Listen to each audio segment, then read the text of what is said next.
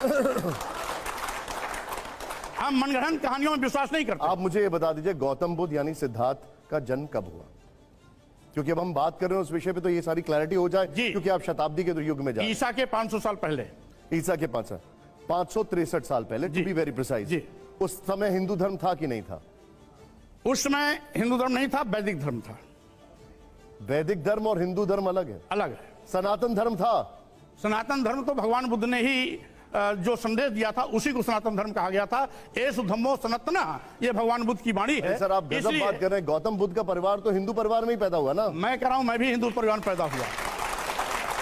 मैं कह रहा हूं मैं भी हिंदू परिवार में पैदा हुआ। एक बात बताइए, जब वो थे तो उनके भी तो आराध्य थे ना गणेश? मैं कह रहा हूं उस समय वैदिक धर्म था, हिंदू धर्म नहीं था। हिंदू धर्म कोई है ही नहीं है। जो भी गणेश को मानते थे कि नहीं? राम को मानते थे कि नहीं उनके परिवार के लोग?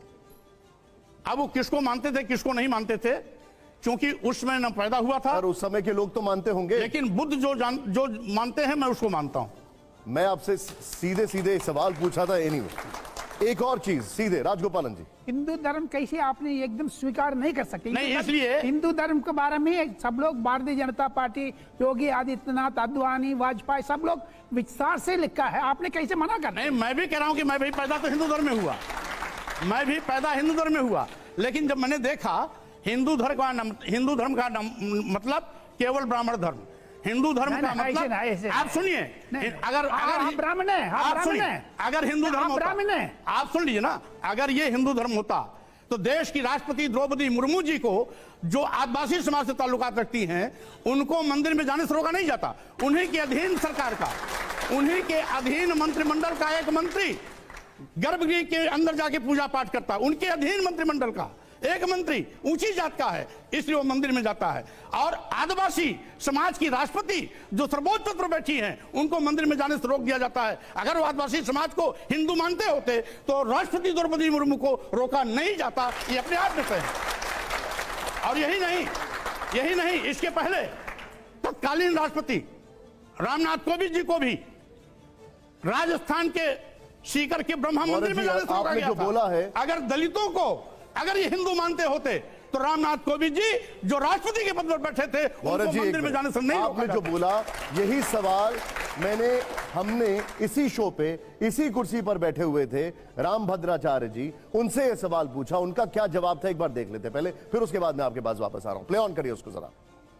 देखिए, मौर्य जी रामायण जला रहे हैं और कह रहे हैं कि रामचरितमानस में सह-अस्तित्व के खिलाफ बातें लिखी गई हैं। मौर्य तो सठिया गए हैं। वो कह रहे हैं कि हर मस्जिद में मंदिर ढूंढेंगे तो फिर बद्रीनाथ में अगर आप ऐतिहासिक तथ्यों पे जाते हैं तो वो कह रहे हैं बौद्ध मठ था वहां। नहीं, उनको ज्ञान ही नहीं, कुछ ज्ञान नहीं उनको। बद्रीनाथ शाश्वत मठ है। पद्मासन पर बद्रीनाथ विराजमान है। बद्रीनाथ का प्रमाण पुराणों में है, सभी पुराणों में है। वो क्या जानते हैं? रामभद्राचार्य जी कह रहे हैं कि आप सठिया गए, आपको कुछ पता नहीं है। रामभद्राचार्य जी के अंदर संत का कोई गुण ही नहीं है। जो अपने पीठ पर बैठ करके ये बोलता हो कि मरे मुलायम कांसी राम, प्रेम से बोलो जय श्री राम, ऐसी ओछी सोच के लोग संत हो सकते हैं? ऐसे लोग संत कभी नहीं हो सकते हैं। और जिनके अंदर संतों का गुण नहीं है वो भाषा उठपटांग बोलेंगे। इसलिए रामभद्राचार्य को मैं संत मानता ही नहीं। आप बोल सकते हैं मिले मुलायम काशी राम, हवा में उड़ गए जय श्री राम। यही बोले थे।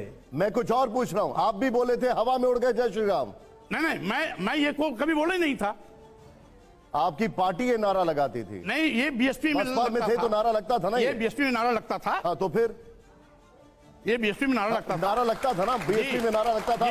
आप भी थे ना उस मंच में? हाँ, मैं भी था। आप भी थे उस मंच में? मैं भी था। तो ये सही था, आप बोल सकते हैं। वो ऐसा है, वो ये बताइए, क्या हवा में उड़ गए जय श्री राम कह सकते हैं? उस समय भारतीय जनता पार्टी की नौटंकी का विरोध था, राम का विरोध नहीं था। जो जय श्री राम का एक फार्मूला लेके आए हैं, राम बाद में उसी नौटंकी में आप भी शामिल हुए कि नहीं हुए? नहीं, मैं जैसे इनकी असलियत समझा में बाहर हो गया। क्या बात करते हैं? मैं ही छोड़ा हूं। और बीजेपी को जिस तरीके से उसकी हरकतें हैं, बात बताइए आपको, सबका साथ, सबका विकास, सबका विश्वास और सबके विश्वास का कत्लेआम करके सीधे जिस तरीके से, ठीक है, वो पॉलिटिकल पार्ट पे मैं आऊंगा। मुझे एक बात बताइए, आपको रामचरितमानस से दिक्कत क्या है? ऐसा है, हमें किसी भी धर्म ग्रंथ से कोई दिक्कत नहीं। मैं सभी धर्मों का सम्मान करता हूं, सभी धार्मिक पुस्तकों का सम्मान करता हूं, लेकिन धर्म की आड़ में, चलिए आपने धर्म ग्रंथ तो मान लिया, पहले तो आप उसको धर्म ग्रंथ ही नहीं मान धर्म रहे की आड़ में अगर आप किसी भी शूद्र कह करके दलित आदिवासी पिछड़ों को, जो पहले शूद्र के नाम से जाने जाते थे, उनको गाली देंगे, उनको अपमानित करेंगे, जात सूचक शब्दों का प्रयोग करके उनको नीच कहेंगे, अधम कहेंगे, अपमान करने के लिए प्रेरित करेंगे, देश की महिलाओं को मारने पीटने प्रताड़ित करने की बात करेंगे, तो स्वाभाविक रूप से वो धर्म नहीं हो सकता है। अच्छा, मुझे वो एक बात अधर्म है। बताइए, मैं आपसे आज एक बार फिर पुनः वो संदर्भ पूछना चाह रहा हूं, ढोल गंवार शूद्र पशु नारी, इस चौपाई का संदर्भ क्या है, इसका अर्थ क्या है, बताइए।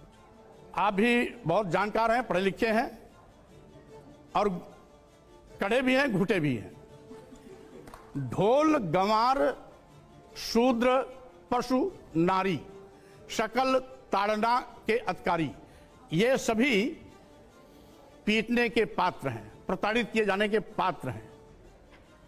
और अभी अभी मेरे इस वक्तव्य देने के बाद एक छोटी सी बात बताइए, मुझे बताइए, ये आपको किसने बताया, किस धर्मगुरु ने बताया, कहां पर आपने पढ़ा ये?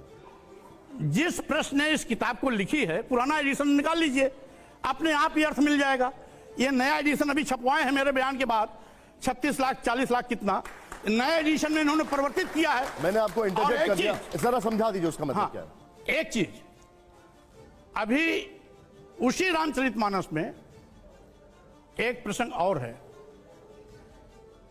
सापत ताड़त पुरुष कहंता, सापत ताड़त पुरुष कहंता, पूजहि विप्र कहें सब संता। तो इसमें ताड़न का अर्थ अभी भी मारना पीटना प्रताड़ित करना है, अभी भी।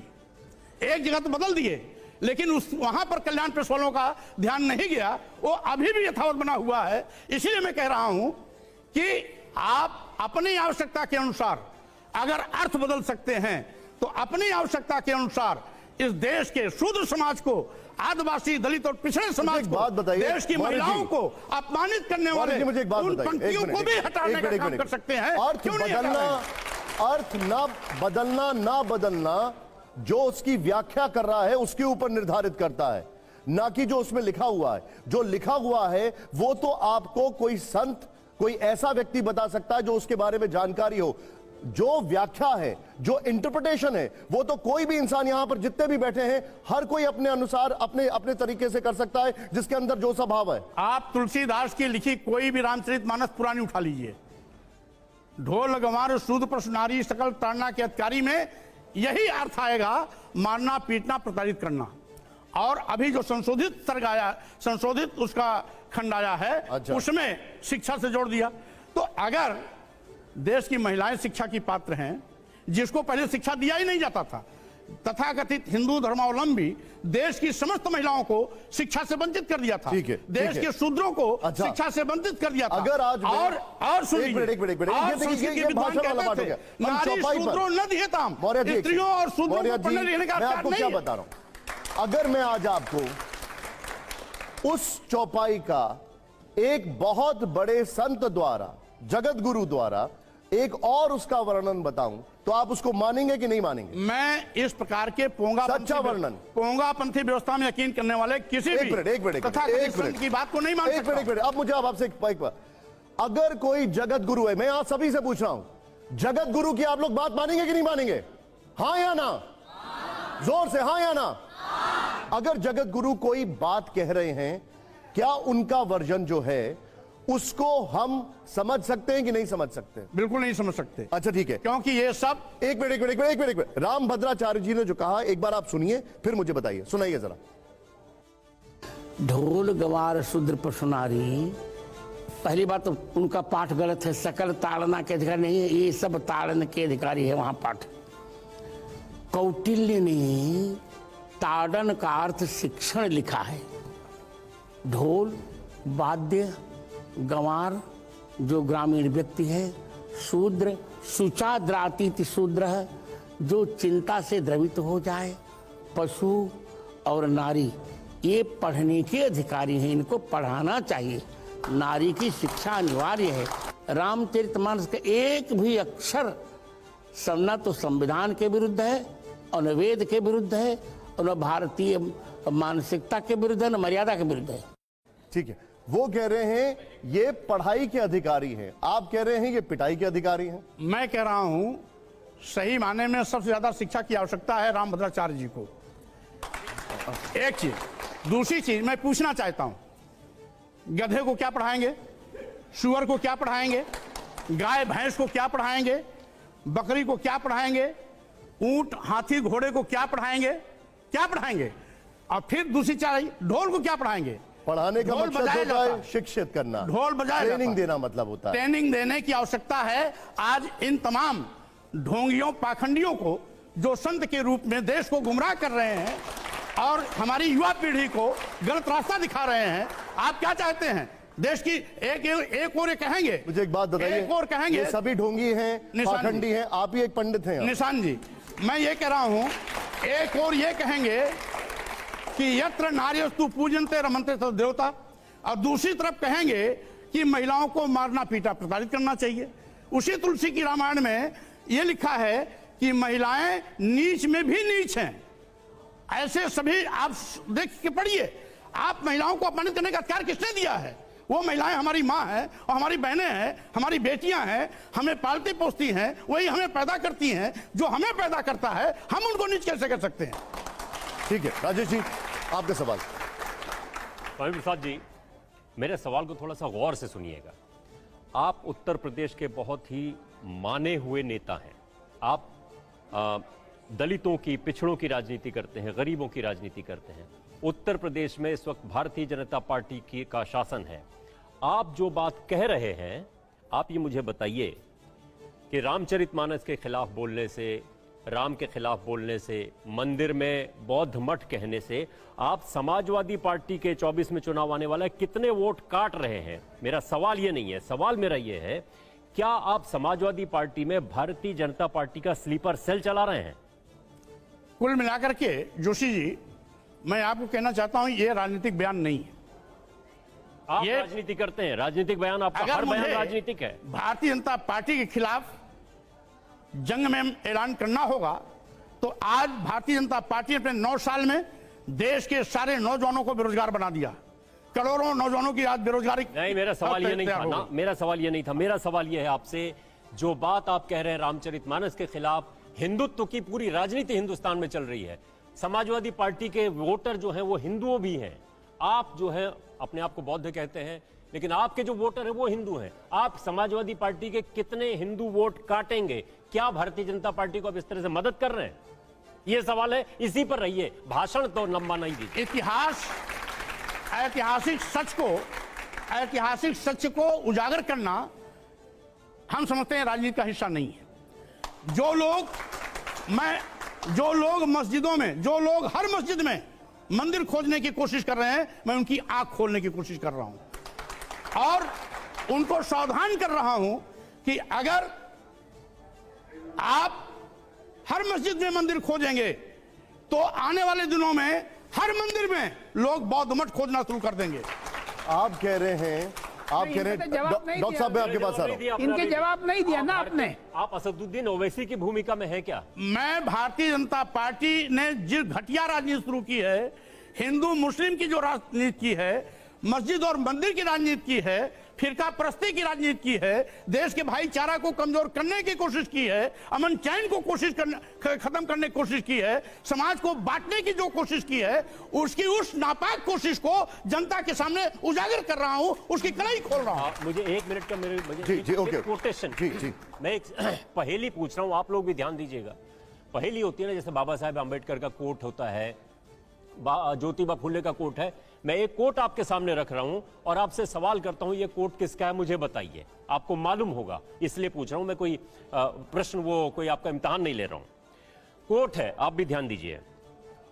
कांग्रेस भ्रष्टाचार की पर्याय है, समाजवादी पार्टी गुंडाराज की पर्याय है। उत्तर प्रदेश में भारतीय जनता पार्टी के नेता मोदी जी एक ऐसे चेहरे हैं जिन्होंने ईमानदारी से इस देश को बढ़ाने का काम किया है, विकास के रास्ते पर ले जाने का काम किया। ये किस नेता ने कहा था? ये अब भारतीय जनता पार्टी के अलावा कौन नेता बोलेगा? ये स्वामी प्रसाद मौर्य ने कहा है। वो टीवी का इंटरव्यू मेरे पास है, ये भारतीय आप जनता पार्टी, दोबारा नहीं, ये भारतीय जनता पार्टी का कोई नेता बोला होगा। स्वामी प्रसाद चीज- मौर्य ने कहा है, वो भारतीय जनता पार्टी की आप सुन लें, मैं राजेश जी आऊंगा, उस पे वो आऊंगा। भारतीय जनता पार्टी मैं- कोई नेता बोला होगा। एक चीज मैं जी, उत्तर दे दूं। जी और जैसे मैंने देखा कि इस प्रकार का नारा देने वाले लोग देश बेचने की शुरुआत कर दिए। सारे बंदरगाह बेच दिए, एयरपोर्ट बेच दिया, एयर इंडिया बेच दिया, एयरलाइन बेच दिया, आपका सारे रेलवे स्टेशन बेच कहा दिए, तो ये है कई दर्जन आपने। ट्रेनें बेच दी। ये तो आपका कोर्ट है, नहीं, आपने कहा ये। यही चीज मैं कह रहा हूं। मैंने छोड़ा क्यों? मैंने भारतीय जनता पार्टी किक क्यों किया? इसीलिए किया ठीक है। कि देखा, मैं आऊंगा। मैंने देखा मैं उसमें जो आऊंगा। कहा ठीक उल्टा मौर्य किया। जी, मैं उसमें और आऊंगा। इसीलिए मैं उस जब पे आऊंगा। उन्होंने SC, ST, OBC के आरक्षण को मेरे खत्म पास किया बहुत सवाल और हैं, साथ मैं ही आऊंगा साथ उस पर। मौर्य जी, देश को गलत डॉक्टर रास्ते की संदीप ओर जी। जाना शुरू किया तो मैंने उनको किक भी किया। ठीक है, डॉक्टर संदीप जी सवाल, फिर आपके पास आ रहा हूं सर। जो वल्गर हिंदुत्व है, क्या आप जो जगत गुरु, इनको आपने मानने से नकार दिया, रामभद्राचार्य जी को, तो क्या जगत गुरु आप गांधी को मानते हैं, बसवन्ना को मानते हैं, कबीर को मानते हैं, नानक को मानते हैं, जो जाति से खतरी थे, मतलब वैसे कम्युनिटी से आते थे, लेकिन उन्होंने हिंदुइज्म से, हिंदू धर्म की विकृतियों से अलग होकर एक नया धर्म चलाया। तो आपका जो कॉन्सेप्ट है वो क्या है हिंदुत्व का? हिंदुत्व और हिंदुइज्म दोनों दो अलग अलग टर्म है, इसलिए मैं आपसे आपकी राय जानना चाहता हूं। सही मायने में आज हमारा सबसे बड़ा धर्म ग्रंथ, सबसे ज्यादा मार्गदर्शन करने का काम करने वाला अगर कोई ग्रंथ है तो भारतीय संविधान है। भारतीय संविधान अनुच्छेद 14 में सभी धर्म, पंथ, संप्रदाय को एक समान रूप से सम्मान दिया गया है। हम भी सभी धर्मों का सम्मान करते हैं, सभी पंथों का सम्मान करते हैं। और जब भारतीय संविधान है तो हिंदुत्व और हिंदू धर्म के बिना पर देश नहीं चलाया जा सकता। देश अगर चलेगा तो भारतीय संविधान के निर्देश के क्रम में चलेगा। और भारतीय संविधान के इतर जी यदि कोई कदम कोई भी उठाता है धर्म के नाम पर, जाति के नाम पर, संप्रदाय के नाम पर, पंथ के नाम पर, वो देश विरोधी आचरण होगा और वो राष्ट्र विरोधी होगा। वो संत हो ही नहीं सकता है। अब संतोष भारती जी, संतोष भारती जी। स्वामी प्रसाद जी, इतिहास में जब हम अपने यहाँ देखते हैं तो वैष्णव और शैव के बीच में बहुत युद्ध हुआ, लोग मारे गए। हिंदू मुसलमानों में बहुत युद्ध हुआ, बौद्ध और वैष्णवों में बहुत युद्ध हुआ। आप क्या ये चाहते हैं कि देश में एक नया युद्ध बौद्ध बनाम वैष्णव शुरू हो या बौद्ध बनाम हिंदू शुरू हो? हिंदू मुसलमान तो चल ही रहा है। आपने अगर गौर किया होगा मेरे वक्तव्य पर, तो मेरा बयान था कि 15 अगस्त 1947 के दिन जब देश आजाद हुआ, जिस भी धार्मिक स्थल की जो यथास्थिति थी हमें उसे स्वीकार करना चाहिए और इस प्रकार के विवाद पर हमेशा हमेशा के लिए लगाम लगानी चाहिए। मेरा मकसद भारतीय जनता पार्टी की तरह मुस्लिम हिंदू, हिंदू मुस्लिम, मस्जिद मंदिर करना नहीं है। मौर्य जी, मुझे एक बात बताइए, मेरे एक सवाल का जवाब मैं आपसे लेना चाहूंगा कि यह है कि आपको कब पता लगा रामचरितमानस की कुछ चौपाइयां भेदभावपूर्ण हैं? आपको कब पता चला कि बद्रीनाथ पहले बौद्ध मठ था? देखिए, ये किस सन की बात होगी? पता तो मैं विद्यार्थी जीवन में मुझको हो गया था, लेकिन हर चीज का एक अवसर आता है। जब किसी ने संबंधित प्रश्न प्रस्तुत किया तो मैंने उसका उत्तर दिया। जानकारी तो हमें बहुत कुछ है और कुछ नहीं भी है, उसको मैं जानने की कोशिश कर रहा हूं। लेकिन जितना मैं जानता हूं, जो ऐतिहासिक सच है जिसको कोई झुटला नहीं सकता है, और अगर इतिहास की गहराइयों में आप जाइएगा और खोजिएगा तो आप भी पाएंगे कि समय समय पर, जैसा कि अभी माननीय भारती ने इंगित किया, मैंने आपसे कि इस प्रकार के विवाद हुए हैं, लड़ाइयां भी हुई। मेरे सवाल पूछने का मतलब क्या है, उसका ध्येय ये है, यानी कि जब आप बीजेपी में आए उससे पहले आपको पता था कि रामचरितमानस में ये सारी खामियां हैं, आपको पता था कि हिंदू मंदिर जो हैं वो बौद्ध मठों को तोड़कर बनाए गए। आप जब योगी सरकार में मंत्री थे तब आपको पता था ये सारी चीजें। लेकिन सवाल ये है, आपने किस बीजेपी नेता को यह सब बताया? नहीं, कुल मिलाकर के हमको किसी को बताने की आवश्यकता नहीं है। मैं कोई धर्माचार्य नहीं हूं और मैं शंकराचार्य भी नहीं हूं कि बताने का मैं ठेका ले रखूं। हाँ, इतना सब जरूर है। नहीं, लेकिन मैं बता रहा हूं, देखिए, सवाल ये, अगर आप सत्ता की कुर्सी पर बैठे थे तो क्या आप आंखें बंद करके बैठे हुए थे? निशित जी, जैसे आप यदि आज कोई सवाल कर रहे हैं तो आपके सवाल का जवाब तो मैं आज दूंगा जी। पहले आप जिस सवाल को किए नहीं उसका जवाब कैसे दूंगा? तो इसी प्रकार से जब प्रसंग आया, सवाल तो आप ही पूछ रहे थे। पत्रकारों ने संबंधित प्रश्न पूछा और जब पूछा तो उत्तर देने की मेरी बारी आई तब मैंने उत्तर दिया। लेकिन एक मिनट, सवाल आपने पूछा, मुद्दा आपने उठाया, विवाद आपने किया और आप ही खामोश होकर बैठ गए क्योंकि आप मंत्री थे। नहीं, मैं जब प्रश्न उठा, जिसे किसी ने प्रश्न पूछा मैंने उत्तर दिया, तो अपने उत्तर पर मैं कंटिन्यू स्टैंड किया और आज भी स्टैंड करता हूं। आपकी पूर्व नेता मायावती जी भी पूछ रही हैं कि जब आप बीजेपी में थे तो आंख नाक कान बंद करके क्यों बैठे हुए थे आप? हमने तो बहन जी से कभी इस बात का जिक्र नहीं किया था। वो अभी सवाल मगर आप ही से पूछ रहे हैं। नहीं, हमने उनको उत्तर दे दिया है, हमने उनको उत्तर दे दिया। अगर बहन जी को बोलना ही था, उन्होंने गलत समय बोल दिया, अगर बोलना ही था तो उनको उस समय बोलना चाहिए था जिस समय देश की राष्ट्रपति द्रौपदी मुर्मू जी आदिवासी महिला होने के नाते अपमान के कड़वे घूंट पीने के लिए मजबूर हुई, उसमें बहन मायावती जी को बोलना चाहिए था। बहन जी को उस समय बोलना चाहिए था जिसमें तत्कालीन राष्ट्रपति को ब्रह्मा मंदिर में जाने से रोक दिया गया और राष्ट्रपति को अपमानित होकर के लौटना पड़ा था। बहन जी को उस समय बोलना चाहिए था। आप मुझे इतना समझाइए कि आपको साधु संतों से इतनी दिक्कत क्या है? हमें कोई दिक्कत नहीं है, मैं सबका सम्मान करता हूं। अभी आपने रामभद्राचार्य जी को बोल दिया। अब जो देश को बांटने की बात करेगा, जो समाज को बांटने की बात करेगा, जो संविधान के विपरीत आचरण करेगा, हम उसको कभी भी उसका हम सम्मान नहीं कर सकते। मैं सुनाता हूं आपको, जरा प्ले करिए इसको, जरा सुनाइए इसको जरा। ये साधु हैं, ये संत हैं, गेरुआ वस्त्र पहनने वाले, ये सारे के सारे जो आतंकवादी चेहरे थे, एक एक करके उनकी जुबान खुलने लगी। हमारा क्या बिगड़ा, लेकिन तुम्हारी असलियत आगे आ गई। तुम साधु वेश में आतंकवादी हो, ये चेहरा पूरी दुनिया ने देखा कि किस प्रकार से इन्होंने हरकत तुमने किया। ये साधु संत आतंकवादी आप कह देंगे उनको? गेरुआ वस्त्र वालों को आतंकवादी कह देंगे अब आप? कोई भी किसी प्रकार का वस्त्र पहन ले, वस्त्र किसी को सर्टिफिकेट नहीं देता कि आप बहुत ईमानदार हैं। एक चीज, क्या आप साधु संतों को आतंकवादी होने का सर्टिफिकेट दे सकते हैं? जो साधु संत के भेष में आतंकवादियों जैसा आचरण करेगा वो साधु हो ही नहीं सकता, वो केवल आतंकवादी होगा।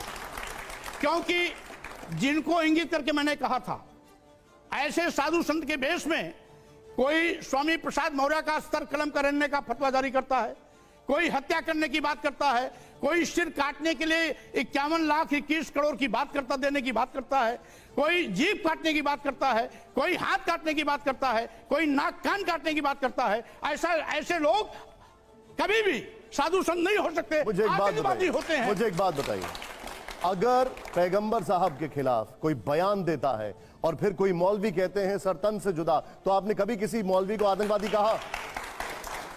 आपने कभी किसी मौलवी को आतंकवादी कहा, किसी मौलाना को आतंकवादी कहा आपने? जो भी आतंकवादी कृत्य करते हैं वो आतंकवादी होते हैं। उदयपुर में कन्हैया का सर कलम कर दिया गया, आपने कहा आतंकवादी? आप ये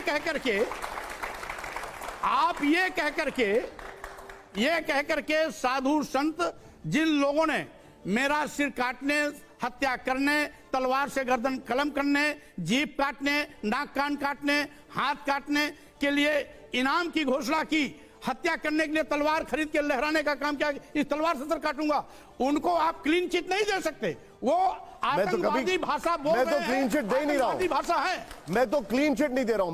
मेरा सवाल यह है कि आप एक तरफ को बयान वैसा देते हैं, दूसरी तरफ में आप खामोश क्यों हो जाते हैं? नहीं, खामोश नहीं होता हूं, चूंकि वो मेरे ऊपर मैं देख रहा हूं, खुद मेरी हत्या कर रहे हैं, मेरा सिर कलम करने की बात कर रहे हैं। भगवा पहने हुए आपका मुख्यमंत्री था जब आप खुद मंत्री थे। लेकिन उस समय योगी आदित्यनाथ जी ने कभी ऐसी बात नहीं कही थी। अगर बात करते तो मैं उनके खिलाफ भी जंग छेड़ता। क्या बात करते हैं आप? शिवानंद जी। स्वामी प्रसाद जी, अभी जोशी जी जिस कोर्ट का जिक्र किए, आप उस जवाब को नहीं दे पाए। 7 जनवरी 2022 को उत्तर प्रदेश में आचार संहिता लगा। 5 जनवरी या 4 जनवरी को आप शाहजहांपुर में बतौर मंत्री एक कार्यक्रम में शामिल हुए। 8 या 9 जनवरी को आप पार्टी छोड़ दिए।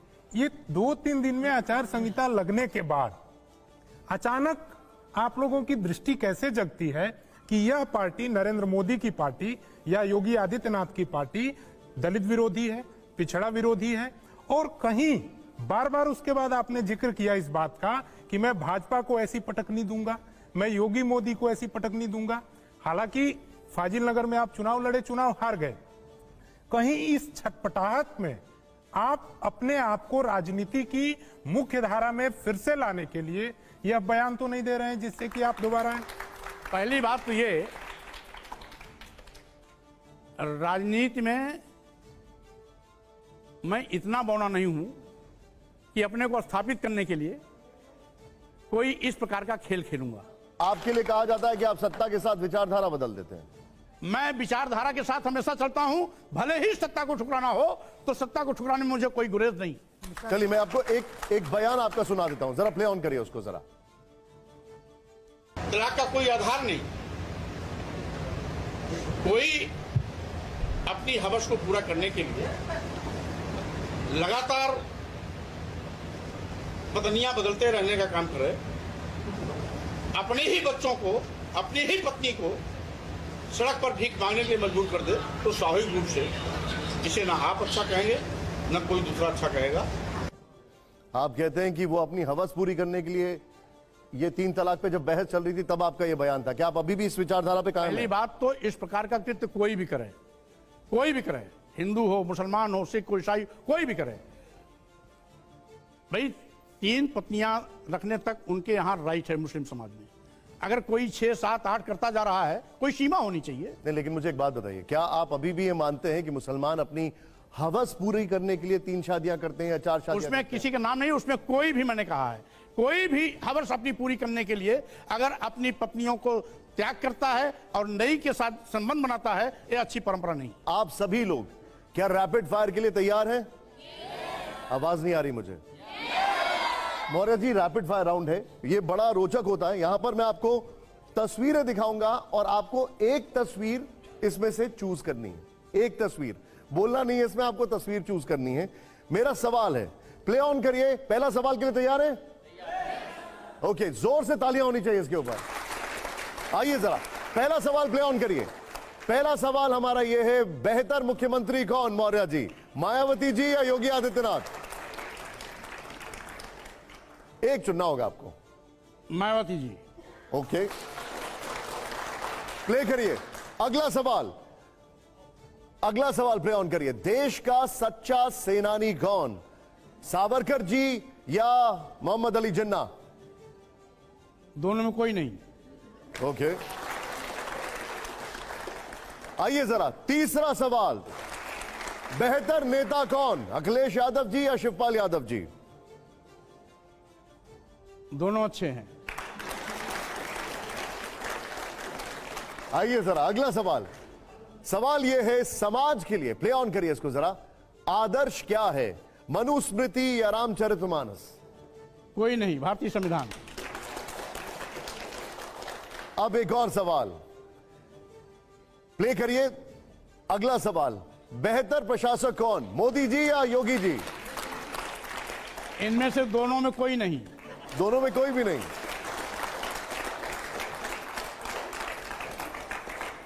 डॉक्टर संदीप, जातिगत जनगणना, क्योंकि हमको वर्तमान देखना है, आगे की बातें करने, पीछे की बातों का कोई मतलब नहीं है। जातिगत जनगणना में कैसे आप इसको देखते हैं कि ये एक ऐसा विमर्श है जो भारत को एक मानवतावादी, क्योंकि आपने कहा कि हम मानवतावादी हैं, तो ये कैसे कास्ट को एनिहिलेट करके बाबा साहब अम्बेडकर के मानवतावादी दर्शन को स्थापित करेगा?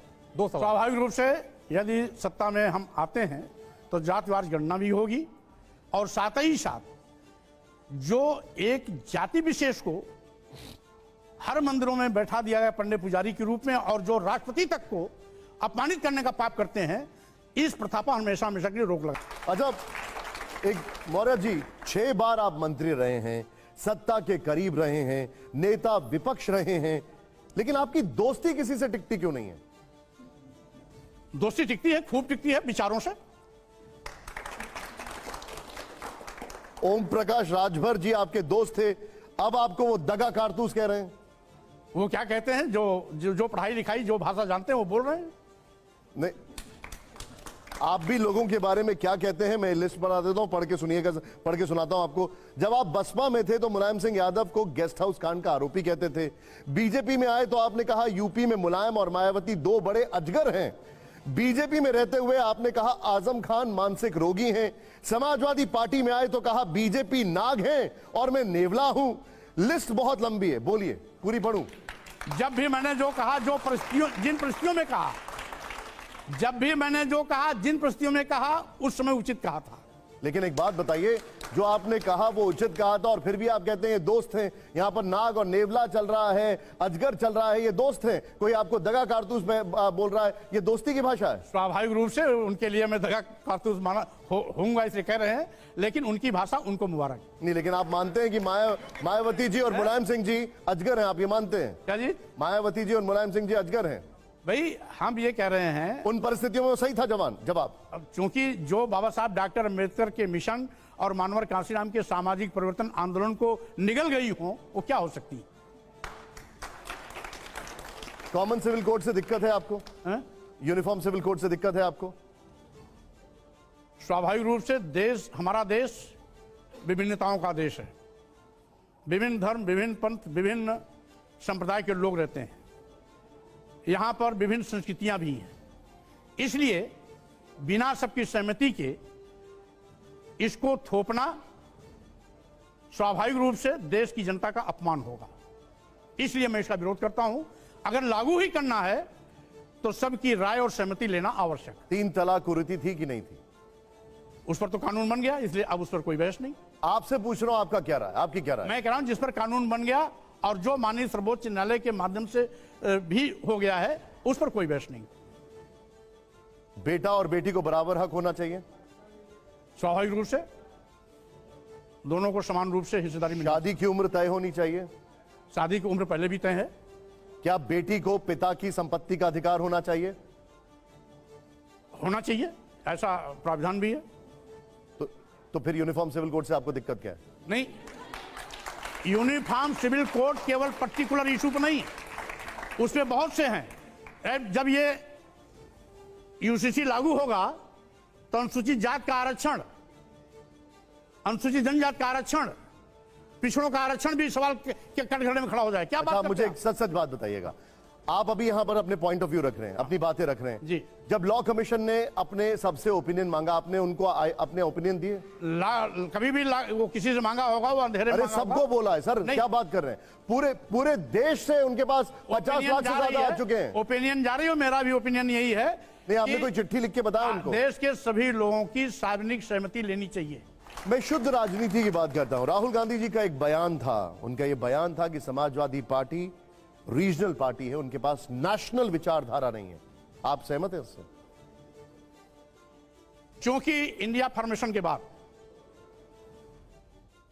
हम लोग जो भी बात होगी, घर की बात घर में हम बात करेंगे, घर की बात को हम सार्वजनिक रूप से उजागर नहीं करेंगे। मतलब घर में कुछ चल रहा है, क्या बोलेंगे? हिंदी में क्या बोलेंगे? हैं? Indian national development inclusive alliance, वो हिंदी में कैसे बोलोगे? जो आसान भाषा उसको नहीं, आपको बताना नहीं, जो आसान भाषा इंडिया, तमिल में क्या बोलोगे? इंडिया बोल दिया। नहीं, अब देखिए हिंदी में क्या बोलेंगे? तो बहुत लोग, तमाम लोग कहते हैं नॉन डेमोक्रेटिक अलायंस, एनडीए को कहते हैं। तो कौन क्या कहता है, क्या नहीं कहता है, इसका भी बोल देना। नहीं, हम उसको बता देंगे। कि अब मैं जरा एक और रैपिड फायर लेके आ रहा हूं। क्या आप लोग तैयार हैं? स्वामी प्रसाद जी, अब एक जो है ये आपके सामने ये प्ले कार्ड है, ये देखिए, ये प्ले कार्ड लीजिए, यस या नो, और अगर जवाब नहीं हो तो आप स्ट्रेट कर सकते हैं। और ये रैपिड फायर, हालांकि अभी तक जितने भी हमारे मेहमान हैं, आपने सबसे स्ट्रेट जवाब दिए। जोरदार तालियां हो जाए जरा एक बार। मेरा पहला सवाल यहां पर प्ले कर रहा हूं, यस या नो या पास। प्ले करिए। पहला सवाल क्या है हमारा? मायावती जी ईमानदार हैं, यस या नो? पास। पास कर दिया आपने, पास कर दिया, इसको स्ट्रेट कर दीजिएगा। नेक्स्ट। वैसे आप इसमें पास क्यों कर रहे हैं? इसमें कोई मतलब आपको डाउट है क्या? मैं किसी प्रकार का व्यक्तिगत आरोप नहीं लगाना चाहता। ठीक है, अगला सवाल प्ले करिए। तालियां जरूर हो प्लीज। अगला सवाल प्ले करिए। बड़ा इंपॉर्टेंट सवाल है। स्वामी प्रसाद मौर्य जी राम मंदिर में दर्शन के लिए जाएंगे, यस या नो सर? वो आपके हाथ में प्ले कार्ड है। नहीं जाएंगे आप? क्यों नहीं जाएंगे आप? आज तक नहीं गया हूं, इसलिए नहीं जाऊंगा। ठीक, ओके, तालियां जोरदार हो जरा अगले सवाल के लिए। अगले सवाल के लिए जोरदार तालियां हो, प्ले करिए। हमारा अगला सवाल है, रामचरितमानस पर बैन लगना चाहिए, यस या नो? यस। अगले सवाल की तालियां जोरदार तरीके से प्ले करिए। मुलायम परिवार में झगड़ा सिर्फ दिखावा था, मौर्य जी, यस या नो? पास।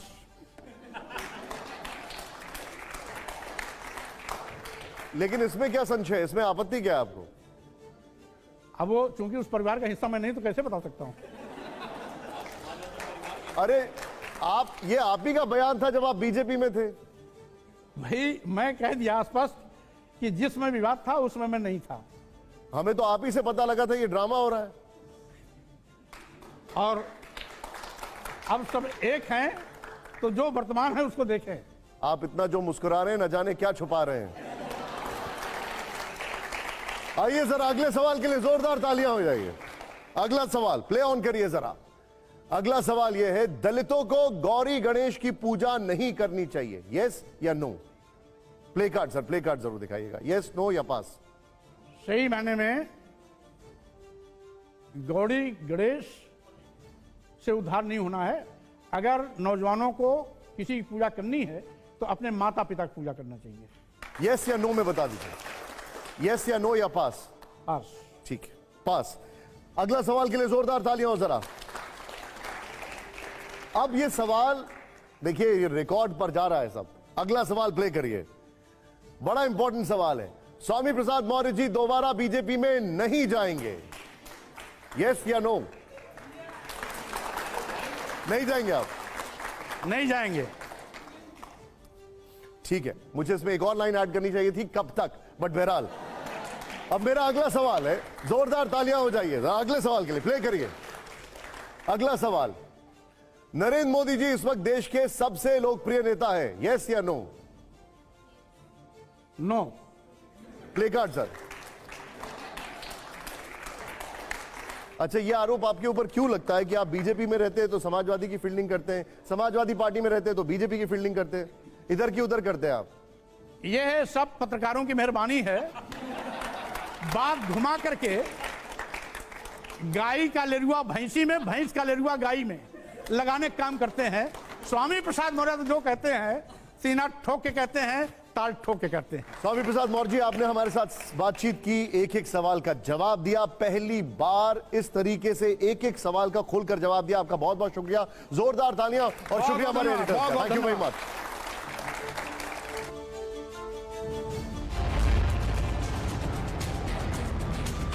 वैक्सेंस होम्योपैथी ने बनाया है हेयर रिवाइवर मिस्ट, जो हेयर फॉल, हेयर थिनिंग और हेयर ग्रोथ में मदद करता है, साथ ही डैंड्रफ भी कंट्रोल करता है। वैक्सेंस होम्योपैथी हेयर रिवाइवर मिस्ट, जो करे हेयर फॉल को फिक्स। ब्रश करो नहीं तो दांत सड़ जाए।